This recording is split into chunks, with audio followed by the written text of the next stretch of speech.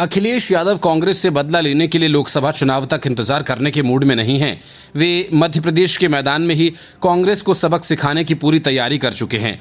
उम्मीदवारों की लिस्ट सामने आते ही कांग्रेस में जो बगावत का बवंडर उठा है, अखिलेश यादव इसी का सहारा लेकर कम से कम 50 सीटों पर कांग्रेस की ऐसी तैसी करने के मूड में है।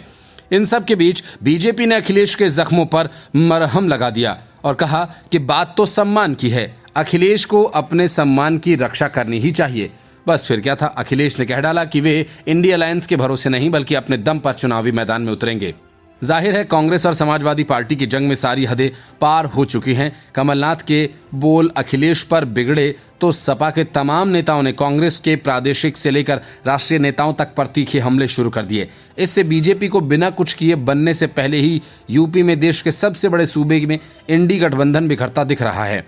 ऐसे में भाजपा आईटी सेल के संयोजक अमित मालवीय ने एक्स पर एक पोस्ट में लिखा, अखिलेश के सम्मान की बात उठाकर अपनी ओर से एक कोशिश भी कर डाली।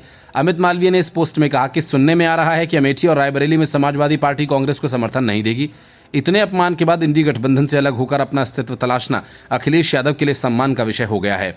लेकिन क्या अखिलेश इस आक्रोश को यथार्थ रूप दे सकेंगे? अमित मालवीय ने अपने पोस्ट के साथ समाजवादी पार्टी के वरिष्ठ नेता आईपी सिंह द्वारा की गई एक पोस्ट को टैग किया है। एक अन्य पोस्ट में आईपी सिंह ने कांग्रेस और उसके वरिष्ठ नेताओं पर जमकर हमला बोला है। आईपी सिंह ने लिखा कि श्रद्धेय नेताजी कहते थे कि कांग्रेस दुश्मन नंबर 1 पार्टी है। उसे कांग्रेसी बार बार अपने आचरण से साबित करते हैं। 2004 से 2014 तक सहयोगी दलों के साथ क्या बर्ताव किया, सारा हिंदुस्तान जानता है। आईपी सिंह ने आगे लिखा कि 2004 में बीजेपी को सत्ता से बाहर का रास्ता श्रद्धेय नेताजी ने 39 सीटें जीत कर दिखाया। बीजेपी 8 सीट पर यूपी में सिमट गई और 10 वर्षों तक खड़ी नहीं हो पाई। लेकिन सत्ता मिलते ही कांग्रेस ने नेताजी का उत्पीड़न शुरू कर दिया। केंद्र सरकार से राहुल गांधी ने समाजवादियों को दूर रखा। माननीय लालू यादव जी को मुसीबत में इसी राहुल गांधी के अपनी नादानी ने डाला। उसके बाद मोदी ने उन्हें जेल में डाल दिया, जहां उनकी किडनी खराब हो गई। तब से वे बेचारे जीवन और मौत से जूझ रहे हैं, क्योंकि वे पिछड़ा वर्ग के बड़े नेता हैं। बिना ओबीसी के कांग्रेस कुछ नहीं कर पाएगी। देश में आपकी पैदल यात्रा से उत्तर भारत में कोई फर्क नहीं पड़ने वाला। दूसरी तरफ मध्य प्रदेश में महज 6 सीटों पर चुनाव लड़ने की मंशा जाहिर करने वाली पार्टी अब 50 से ज्यादा सीटों पर अपने प्रत्याशी मैदान में उतारने जा रही है। मामले की नजाकत समझते हुए सपा से बढ़ी कड़वाहट का अब कांग्रेस नेता भी नफा नुकसान का आकलन करने लगे हैं। सपा के मुख्य प्रवक्ता राजेंद्र चौधरी के मुताबिक भाजपा से टक्कर सपा ही ले सकती है।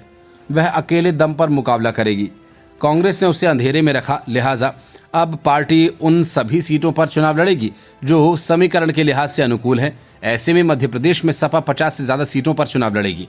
33 सीटों पर प्रत्याशी घोषित हो चुके हैं। शेष सीटों पर मंथन जारी है। आज लिस्ट पर सहमति बनने के आसार हैं। 1-2 दिन में शेष प्रत्याशियों के नामों की भी घोषणा कर दी जाएगी। समाजवादी पार्टी ऐसे प्रत्याशियों पर जोर दे रही है जिनका अपना भी जनाधार है। ऐसे में पार्टी भले ही उन सीटों पर जीत दर्ज न कर सके, मगर फाइट में आ सके, ताकि मध्य प्रदेश में भविष्य में संगठन को धार दी जा सके।